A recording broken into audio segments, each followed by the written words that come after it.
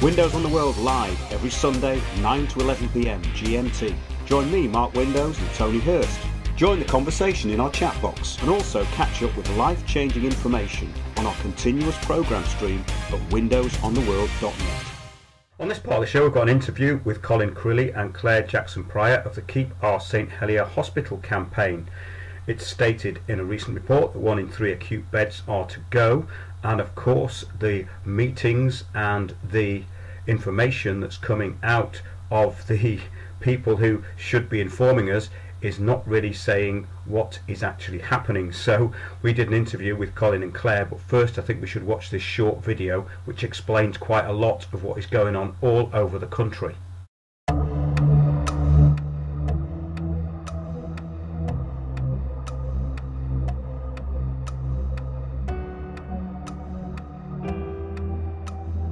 On the 10th of November 2017, the Epsom and St Helier Trust Board held a meeting.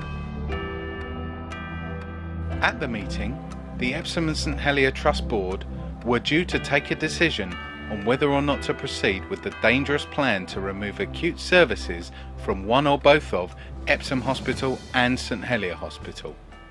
Hello, I'm Sandra. I'm a member of COSH. We will be submitting our engagement numbers in the very near future. We attended almost all of the meetings that Daniel did. We attended as many as we could find out about, and that was not made easy. In fact, Daniel was frequently very surprised to see us turning up, because he hadn't advertised these meetings on their website as they promised they would. However, can we be clear first of all that all of this process to lose one or both of our local acute hospitals is actually about the STP, and the STP, or Sustainability and Transformation Plan, for this area. We were told we had to cut in NHS spending £1 billion, and when that plan was brought out, the key money saver was that we should have, of the 5 major acute hospitals we currently have, we should be reduced to 4 or 3. And that's really what all this is about. It's a money-saving exercise, and the health of the local residents is really not important. It's about cuts. The standards that you were talking about were only introduced in about 2012, and we were told by BSBB at that time that although they had to impose those standards, there wasn't the money, and even if there was the money, there weren't enough consultants in the country to meet even our local needs of consultants, let alone the rest of the country. There weren't the consultants then, and well, there aren't the consultants now. You've had 5 years since those standards were introduced, and you have still not trained enough consultants and junior doctors to fit the standards that have been imposed by NHS, knowing they can't be met. This was designed to cut our NHS. It was designed to be an excuse to close hospitals. Your engagement process was dubious. The questions were vague. People's names and addresses were not asked for on most of the forms you put out, so they are largely anonymous. We spoke to people at the meetings, and a great number came away from the meetings that you held. You explained to them. They came away believing they were going to get either a new hospital or an additional facility. Most people at those engagement meetings did not realise that you intended to cut one or both of our major acute hospitals. You have said in 2015 that you would keep all the bed numbers and all the facilities until 2020. You have said that in your new acute hospital you would have 500 acute beds. In 2014, and I have the FOI to prove it, the Epsom and St Helier Trust had 759 acute beds. So you are planning to cut the number of acute beds from what we had in 2014, just before you promised to keep everything the same. We had 759 beds, and you are proposing in this wonderful, fabulous new facility that's going to replace our 2 major hospitals, you're only going to have 500 acute beds. How is that an improvement for anybody? Yes, no.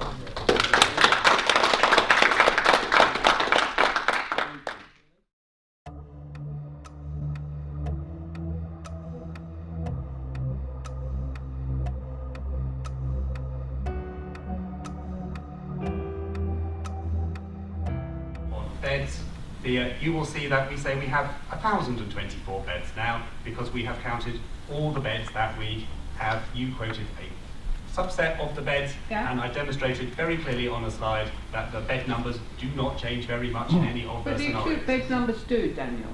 759 in 2014, you're proposing 500. That is a significant difference. So 759 is a combination of acute beds and non-acute. No, it's not. It's acute beds. I've got the FOI right in my hand. 759 acute beds in 2000. You told me that. I didn't invent it. In spite of these very valid concerns, the Trust Board decided to wade through the decision to formally submit their proposals to close acute, emergency and maternity services at Epsom Hospital and St Helier Hospitals, with only the possibility of building a single new acute facility if they can borrow £400 million and if they can win approval for such a project. Act now. If this plan is allowed to proceed, lives will be lost as a result. Please do not give the Epsom and St Helier Trust your agreement to the loss of any of our acute hospitals. A new hospital is not on offer in this plan. Instead, this plan offers the loss of one or both of our existing acute hospitals. We need more hospitals, not fewer. If, like us, you think we need to retain the 2 general acute hospitals we already have, you might like to sign our petition at koshh.org/petition. Let's keep our local acute hospital services. Your life may literally depend upon it. Thanks for watching, and please share this video to let more people know about it.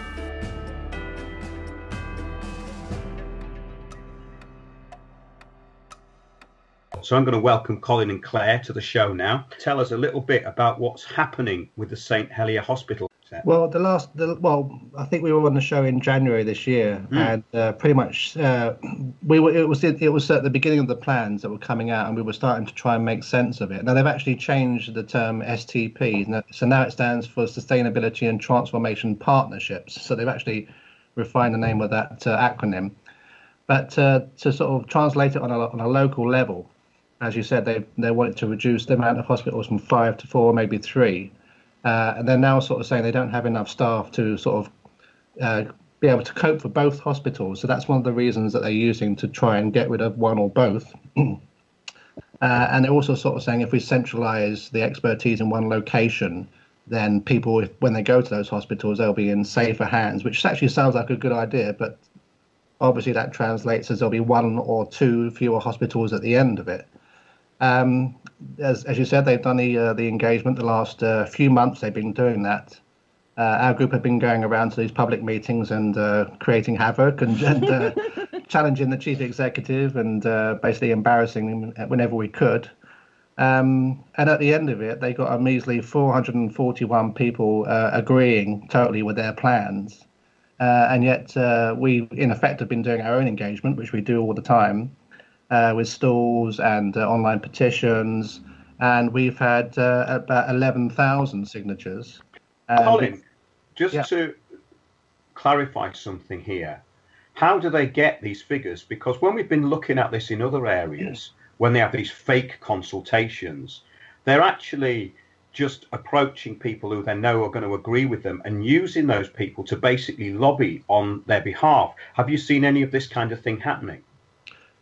Well, a lot of the questions are basically leading questions. So people are, and obviously people tend to trust people in authority, chief executives and the NHS staff. They just assume that they're on the right side. So the questions are definitely leading people in to basically accepting what their plans are, albeit, in a sort of being misled to do so. But maybe Claire can touch on some more. And also one of the tactics the chief executive has been using is when he's been in these meetings and people have been speaking out against it. And it hasn't just been us at these meetings. They've been bringing up points about why this is a bad idea. What he's then gone on to say is, well, if you don't accept what I propose, then you'll end up with nothing. So he's been putting people under duress, as far as I'm concerned, to make sure he gets a positive response, because he says, well, you've got to agree with me, and that's not an engagement. So did this actual consultation process start off with any choices? Because I seem to remember that it did when I last talked to you. Well, when they first brought out the document, there were 6 options, including keeping things as they were, but they only decided to engage on 3 of the options, and none of those was keeping things as they were. It was all losing one unit at least and having a new one.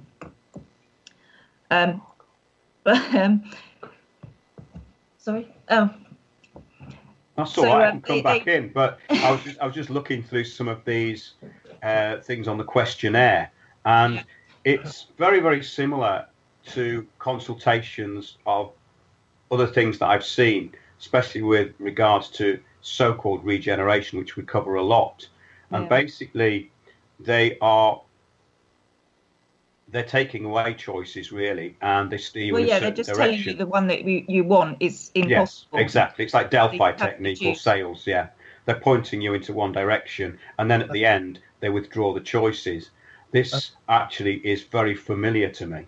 I think that's one of the reasons why they've got the local MPs on the side, because they're basically saying that this is the best offer that we can give you.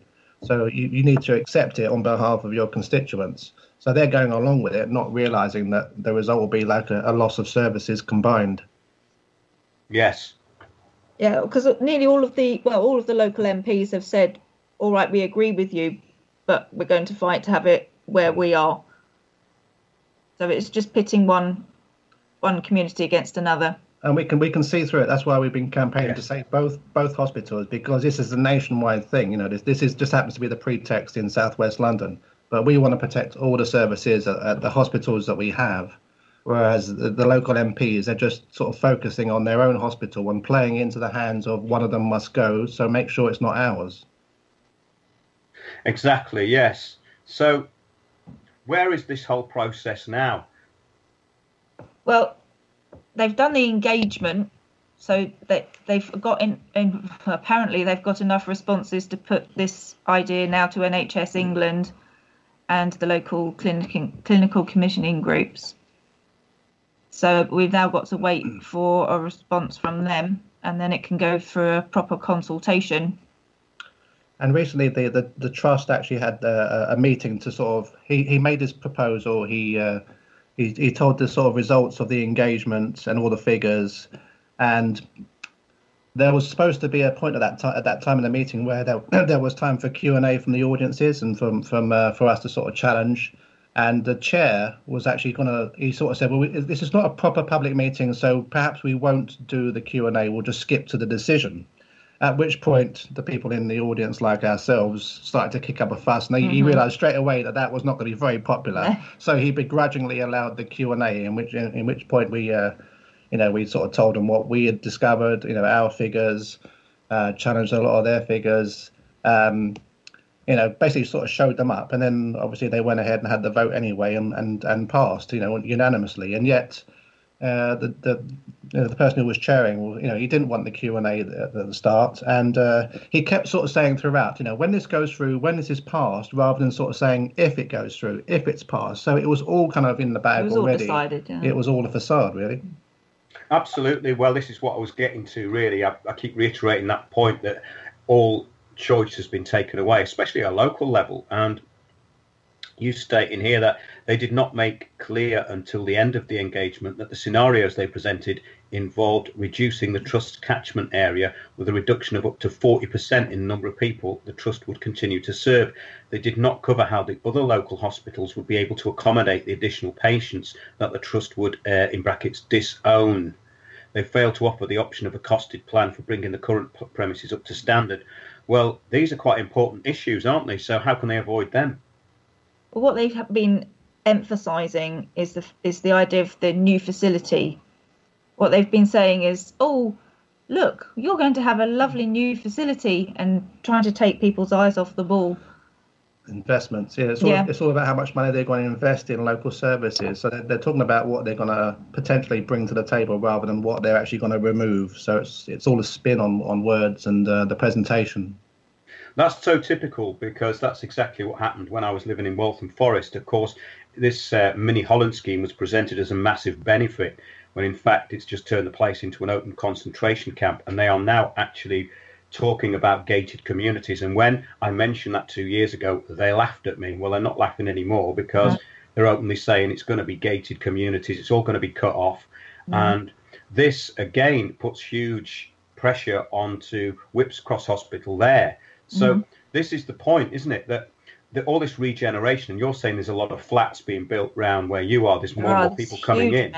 Yeah. Yes, and it's debatable actually who's actually buying these flats. They call it, you know, they say affordable housing, but affordable to whom? And that came out in no one. Yes, in the Metro the other day. Even they reported £500,000 to get on the property ladder. But this does impact the services, doesn't it? Because even doctors' surgeries are being swamped and overwhelmed. And this has been going on for at least 10 years, because a friend of mine worked in a surgery, and basically they were allowing anybody who walked through the door, even if they were registered at other places, to actually register there. And they just couldn't cope. And of course, this is the collapse by design model. But what happens when these hospitals get totally oversubscribed? I mean, it's very short-sighted, a lot of this. But to also bring up another point that's quite important, there are 3 hospitals in that sort of vicinity, aren't there? There are 3 hospitals. And what is the capacity of these hospitals? Do you know? If you could go through that. In terms of bed numbers? Yes. Was it about 1,000 beds between Epsom and St Helier? What's the third hospital you were thinking of? I think there's one in Sutton, wasn't there? That's closed. Right, the Sutton one's actually closed, so that's one of the ones that's closed. So you've got 2 large hospitals there, and it's going to become 1, is that right? Well, they're saying they're going to keep the outpatients and a few inpatients in both Epsom and St Helier, but all urgent things, all the acute things, maternity, coronary care, A&E, high dependency beds, and children's inpatients, intensive care, that sort of thing. That's all will be in wherever the new unit is. But the chief executive is being very kind of cagey with the total bed numbers. I mean, we've challenged him so many times to come up with the actual number. But at the very best, he's saying it won't change. It will be roughly about the same. But we all know that the population in the area is going to increase.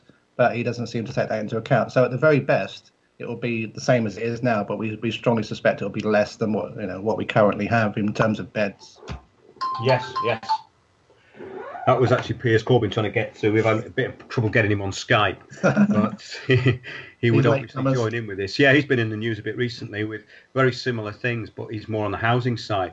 But yeah, it's quite interesting to get your perspective on all this stuff, because the thing is that the public are very, very ignorant to all this, and the NHS is one of the most important things that it's going to affect most people in their lives. I mean, I had to obviously use a hospital a couple of years ago. I had a very bad accident, and you can see the pressure they're under, and it's pretty scary actually, because when I was in the A&E department and going through and being looked after, I was just left to my own devices, and I had a shattered arm, and it was quite worrying actually, because I just got left in rooms on my own, and I didn't even know what was going on. There was a huge lack of any kind of communication going on, and this is extremely disturbing. So I can't understand why the public aren't kicking up more of a fuss about it. I mean, have you managed to get a lot of local engagement?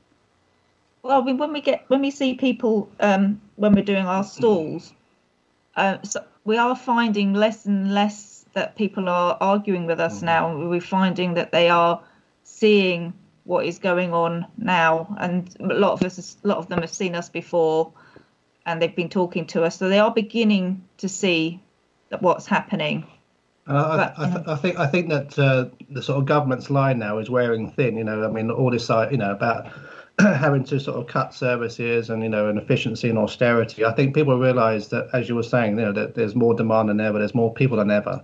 So it makes absolutely no medical sense now to cut services or reduce them at a time where the population is growing. Can I just touch on the sort of the land that you were saying that they were selling off? Absolutely, yes. Let's bring that up. Yeah, because I mean, just before the election, there was something called the Naylor Report, which Theresa May was wholeheartedly supporting.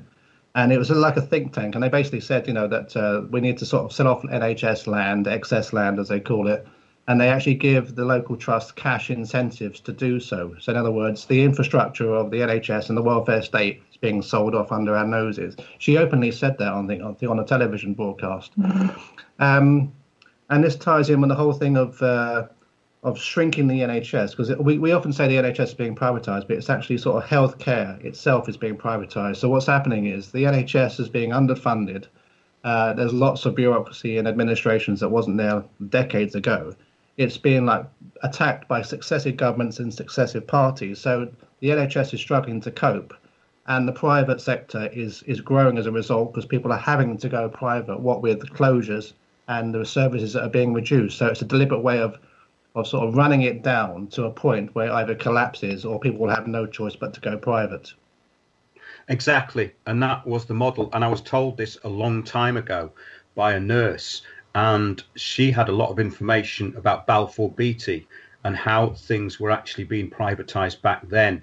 In other words, everything was being leased back to the NHS and the infrastructure was being taken over. Now, we've done a lot of shows on this, and it's not just the staff who are under pressure. It's every single person who's going to have to interact with the health services. And we are going into this privatised model. And I believe that's what all this, the universal healthcare thing is all about. And it will go into basically completely privatised, extremely expensive. And if you have to go into hospital, well, get ready to sell your house. What do you think about that? Do you see, is that a bit extreme? No, not at all, really. I find it, it's already very worrying that a lot of these services are being centralised, even the non-acute things. We stand on the streets and we talk to people, and they're already saying to us that, I have to stop going to my appointment at the hospital because they've moved it to a different hospital that I can't get to. And we're saying, where's that? Because there's no public transport there, or they're too elderly to use the public transport, but they don't qualify for transport, so they're just not getting treated. So we're getting rid of those patients that way. And like you see adverts everywhere for private doctors now. You can't get a GP appointment. Come to us. It's only X amount of pounds. It's about removing the universality of the healthcare system. And also we're having lots of cuts of different prescriptions and services that they're just not doing anymore. There's been concerted campaigns to stop certain services, like if you want paracetamol, hip replacements, and even very basic medicines that some people might not be able to afford.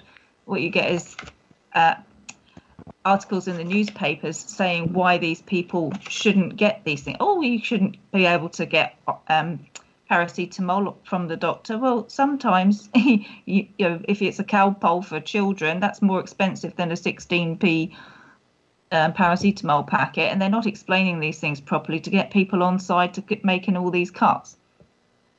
And also the man who's the chief executive of St Helier and Epsom Hospital, he has a track record. He used to operate in northwest London, and he oversaw a huge amount of cuts and closures there. And every time we go to our meetings, I always make a point of highlighting that fact and embarrassing him in front of his trust and in front of the audience. But the head of NHS England is not Jeremy Hunt, although he's the health secretary. The government are no longer duty bound to provide us with a health system anymore. That's actually been severed from the very top because the last Health and Social Care Act. The person who actually runs the NHS is head of NHS England, called Simon Stevens, and he's basically a privatiser. He used to work for American Health, a big private American insurance company, and now he's at the helm of the NHS England. So, all these facts is just overwhelming, and people are just starting to realise that all the infrastructure's in place, all the people are in place. A lot of the American companies are over here already with their foot in the door, and that's why the problems are starting to unfold, because these people are here already. It just hasn't been revealed yet.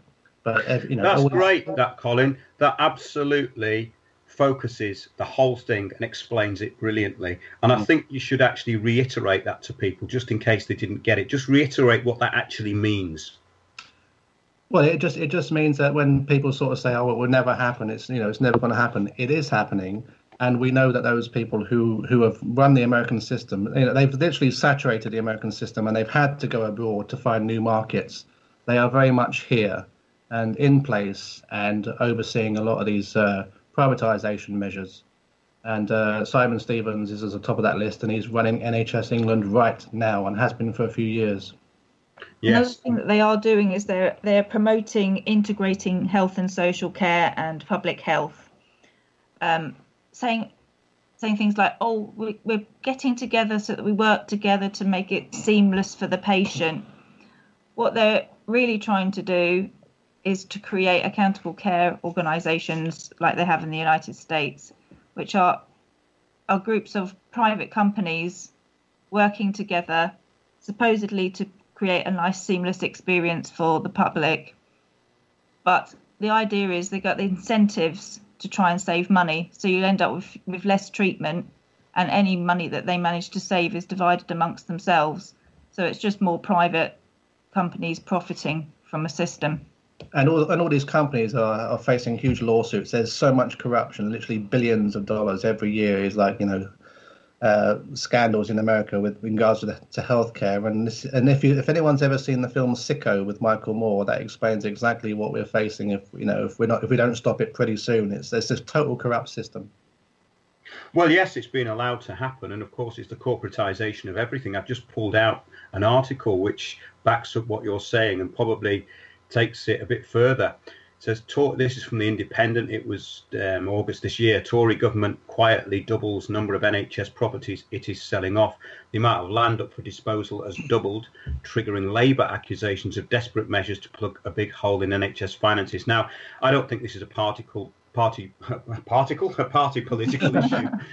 I don't think it's that small. I think it's much bigger. So particle's probably right, but it's a very big picture, this, and it's about corporatization. It's not politically party orientated, even though many people feel that Jeremy Corbyn would renationalise and basically bring back the NHS too if he could.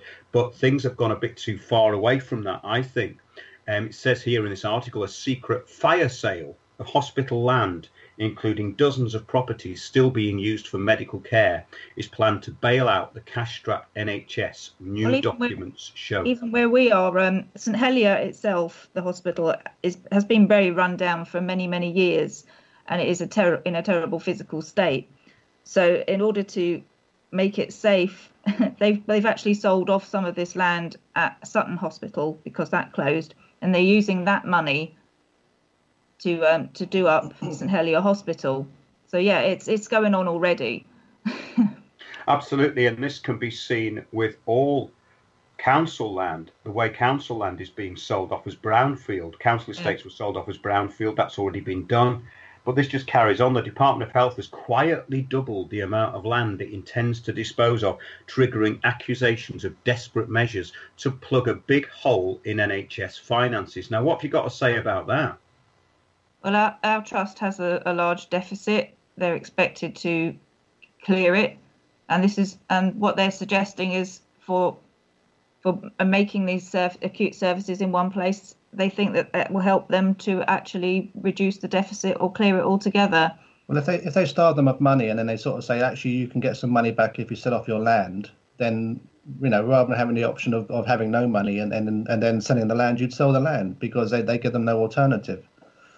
I mean, in terms of you were saying about political parties, I mean, that's one of the reasons why our group is pretty impressive, I think, is because we're not politically aligned. A lot of people assume that we have an agenda. We don't. Anyone who attacks the NHS is in the fire line. We're going to go after whoever's taking the NHS away. And there's a film called Sell Off, which came out about 3 or 4 years ago. Yes, that was made by a friend of mine, Peter Bark.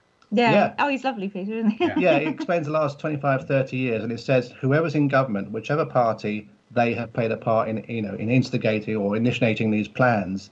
So, and we are like that too. Although a lot of what Jeremy Corbyn said is actually pretty good. The Labour Party as a whole, they're talking about nationalisation of, I think it's the energy companies and rail services, which is good.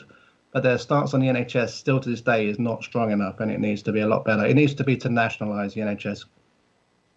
Yes, I agree with you, because this has been going on for so long, and it's there it's actually in name now.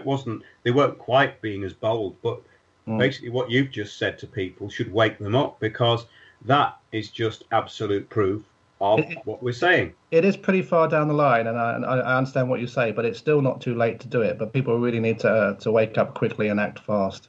Yeah, I mean, what you need to remember is this process of removing public services from public control has been going on since the mid-70s.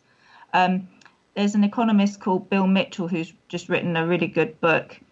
I've forgotten the name of it. That'll come to me in a minute.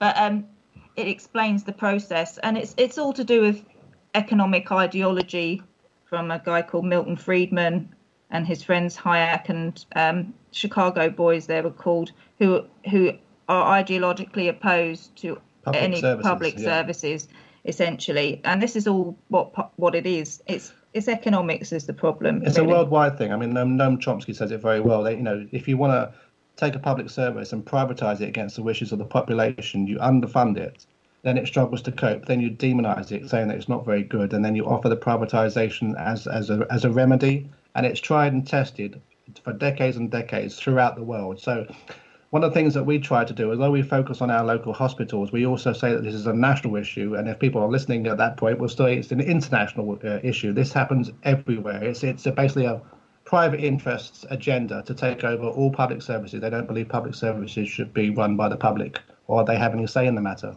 Yeah, well, that's absolutely right. And it says here details of more than half of the 1,300 hectares now up for sale, there might be more now, have been kept under wraps because of sensitivity. This means really that they're just hiding it from the public. And this was actually in a mainstream newspaper.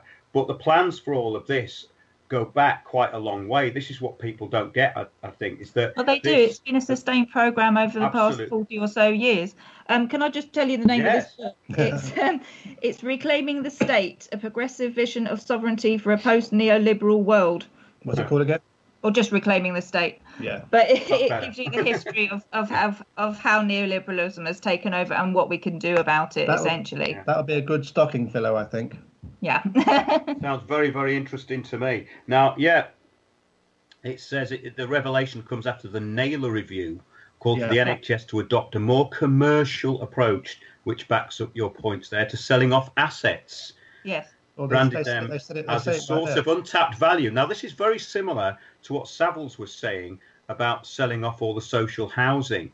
It was that London was prime real estate. So they're really saying exactly the same thing. Well, destroying the communities. They're saying it's no longer a service; it's the business opportunity. Yeah.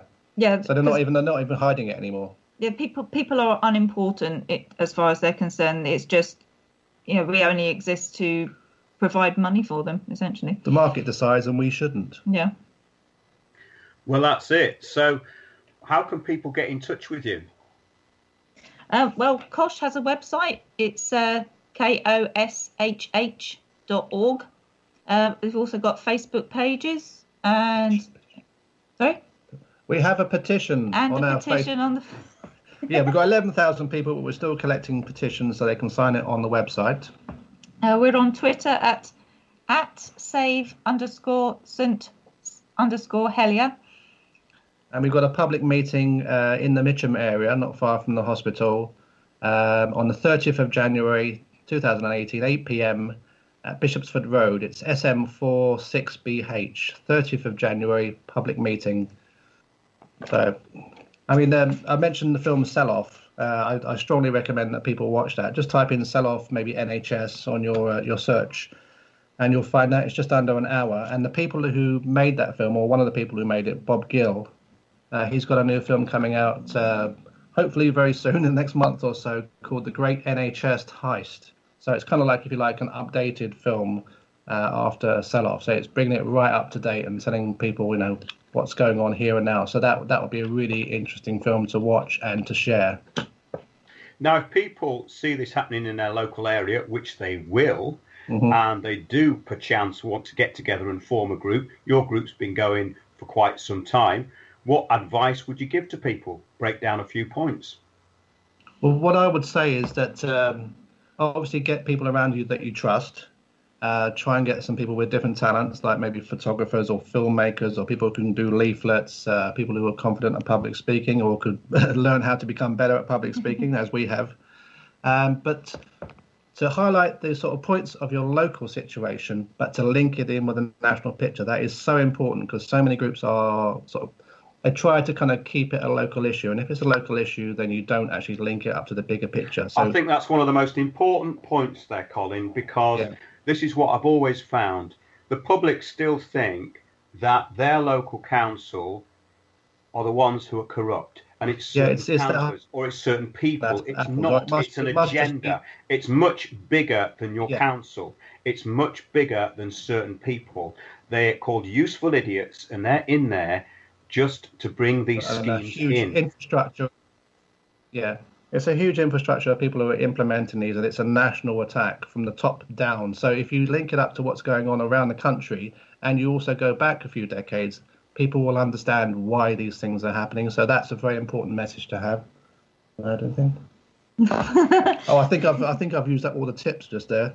Yeah, well, it's also worth contacting other local groups. Obviously, there's groups all over the country, and they've all got advice that they can give, and they've all got websites that you can get information from.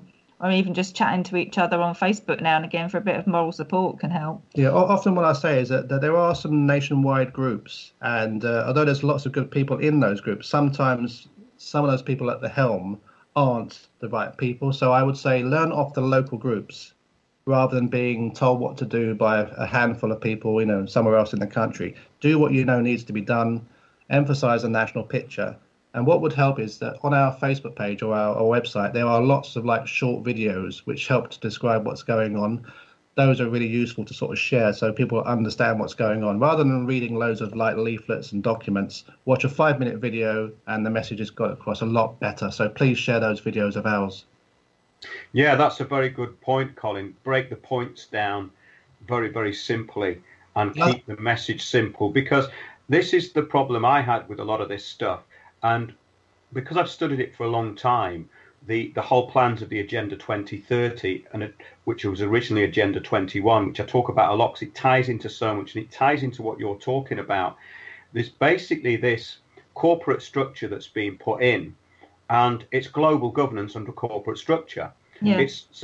It's in order to see the bigger picture, people have to realise that this isn't even a nationwide thing. This is global. It's global. And but that's interesting that you picked up on that as well, Claire. So how would you get this over to people? If you were in a group full of people in a pub, how would you get this over to them? I mean, Colin's brought probably the main points there, but I mean, obviously your campaign's been quite successful. So why don't you just take the floor and tell us what you think? Well, like I said to you before, it's all back to economics. What people need to understand is that they've been told so many lies about how the private sector is more efficient than public sector. That's just nonsense. And people have done work on this. There's also the lie that there's not enough money. This simply isn't true. It's very difficult. If people read Bill Mitchell's book, they will learn where money comes from and how it's not a scarce resource, and how when a government says they haven't got any money, it's all what we can collect in tax, how that is nonsense. And how the monetary system changed in 1971 to something which is much more flexible and they could do a lot with if they wanted to. But it's a question of every issue that somebody is interested in, any cut that they are worried about, you need to try and bring it back to the whole picture of what's going on and try and break it down to a way that they can understand. And that's sometimes quite difficult because a lot of what people need to be told sounds so fantastic and unbelievable. Well, this is it. They've been watching too much television and they think that there's a lot of this is a conspiracy. Well, conspiracies only take a couple of people, and conspiracies happen all the time. Yes, your council does conspire against you. US public servants do conspire against you because you're not there. You're not party to the information. They're hiding it. And I'm not saying that what they're doing is illegal, but in many cases it is actually unlawful. They're going against their own systems of law by doing what they're doing, local authorities. And a lot of this has been devolved. I don't think people realise how much power has been given back to corporations through their councils just to take land, because a lot of the planning regulations have been completely relaxed, which is why you've got this massive building everywhere. And we saw it up in northeast London, and how southeast London is being turned into one huge shopping mall, the Elephant and Castle regeneration scheme, and that's pretty much finished. And these consultations previously, if you went back, say, 20, 30 years, these consultations would have gone on for months, if not years, because the infrastructure has been changed so drastically, and what's being built there is so overwhelming. I think people turn around and go, how did this happen? And this is one of the things that was always apparent when we were doing the interviews on the shows, that one day someone would turn up at the back of their property and start putting foundations in, and they knew very little about what was going on. So it's across the board, and yes, it's happening extremely quickly, and to actually get involved in small groups, I think, is the way forward, because small groups can have a big effect. But really, it is about the bigger picture, and keeping that bigger picture simple in the way that it's just, you could just explain it as corporatization, really. You could say, well, it's about big business taking over, and then maybe get them to look at what's even behind that, because these directives are not coming from their local council. The people within local councils, for instance, have no input into this stuff unless they're on the gravy train, and they're the person who's out front, the cabinet member for the environment or whoever it is, who's the front puppet to bringing this stuff in. And they're blissfully ignorant, or they're willfully ignorant of what is actually happening. So that this is a really important point. Yeah, come on, Colin. Yeah, I just want to add that when we hear all this, a lot of people feel powerless, but we can make a difference, and we have made a difference, and we've slowed down their plans significantly. I mean, like, if you think nationally, I mean, the TTIP trade deals were basically scrapped because there was so much protest across Europe. We have slowed down their plans quite a bit, and they know that, which is why they're constantly trying to refine how they can sort of go ahead and try and do it the next time. I mean, because when the Lewisham Hospital was saved and they were beaten in court twice by the campaign, they've gone back and thought, well, how can we do it next time? How can we make it harder for people to stop us? So we are actually pushing them back the whole time, and they're constantly having to change their tactics to counter us. So it does have an effect.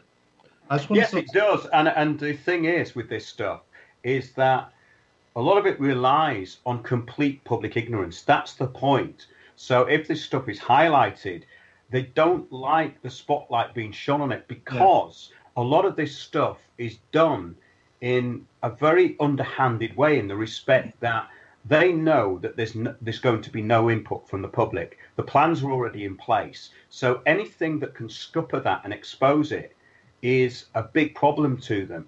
And they obviously take control of groups. This is another thing that I wanted to bring up, which is what is very important about your group, because you are in control of that group, whereas a lot of groups get taken over.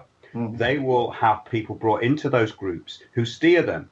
And these people are professionals. They're getting paid for it. And also, they're very skilled at it because they've been trained in this social entrepreneurship, whatever you want to call it, change agents. I go into this a lot.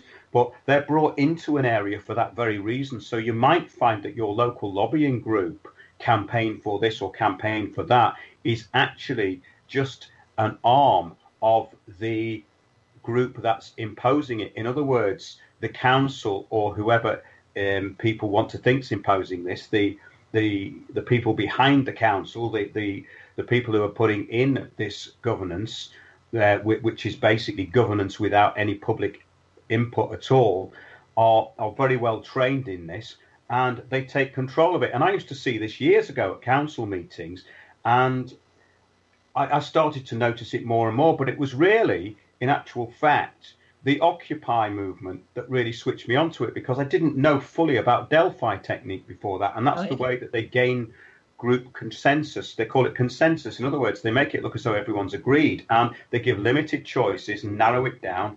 And it's about like sales. It's like, well, would you like the green one or the blue one? The green one's on offer, and we can fit that one tomorrow.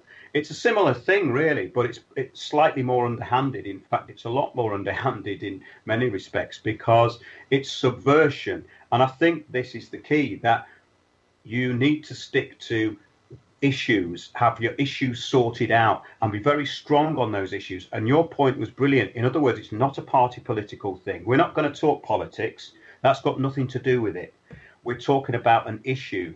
Is it in the public interest for this to close? Is it in the public interest for this to happen? Is it in the public interest for the infrastructure to be changed and basically sabotaged, which is what's happening everywhere? And that's really all it is. It's very simple. Is it in the public interest? And then the actual debating points on your side become a lot more powerful.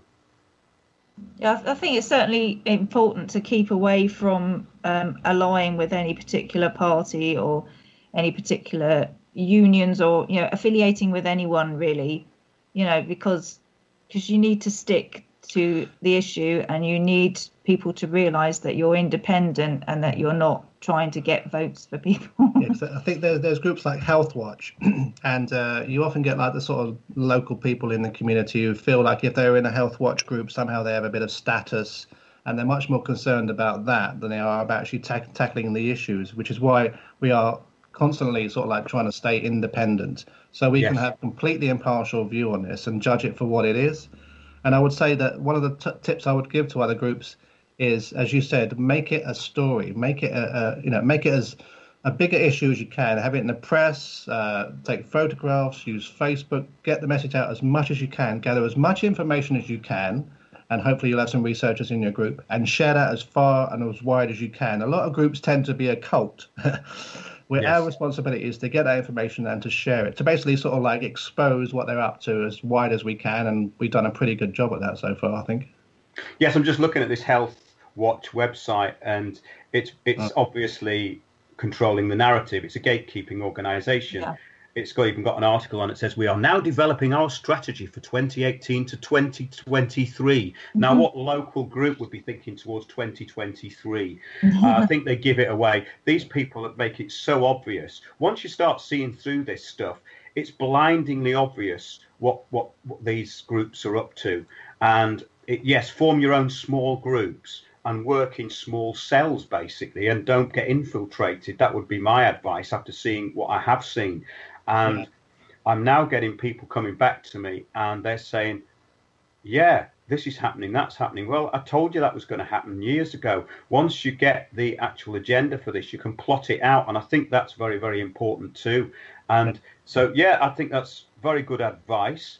I'll add one more point. I think we've still got a few minutes left. Yeah, we haven't mentioned it earlier, but their plans to remove these services and put them into one site, that's all centred around 2020, by 2020.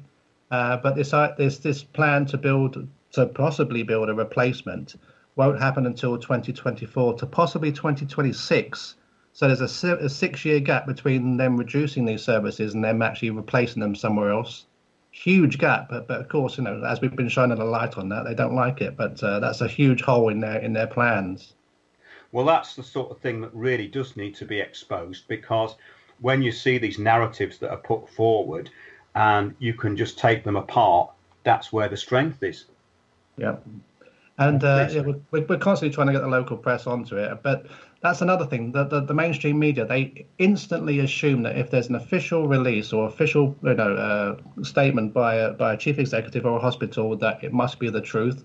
And there's a very small chance that they'll contact us. Whereas if it's a story that's led by us, which is quite rare, they will automatically go to the chief executive or whoever for their side of the story. So there's a bias towards the people who are in these positions of power already. So we're constantly fighting against it. Yeah, I mean, with some of the engagement meetings, they were putting press releases from the local politicians up without even having sent anybody there. They weren't challenging any of the narrative what they were saying. I mean, we were in these meetings and we know it didn't go quite the way it was saying in these press releases. There's a bit of spin going on there. Yeah, absolutely. Well, it's the spin that we have to see through. And thanks for sharing that with us. That was really great information. That's Colin Crilly and Claire Jackson Pryor. And thanks for joining us on Windows on the World. Thanks. Thank you. We'll have you on very soon. Very encouraging to see that your group is being successful, and I hope it continues, and come back and give us some updates. But that's it from this week's show. And I'd like to thank Alison in the first half, and Colin and Claire. We'll see you soon on Windows on the World. Windows on the World live every Sunday 9 to 11 p.m. GMT. Join me, Mark Windows, and Tony Hurst.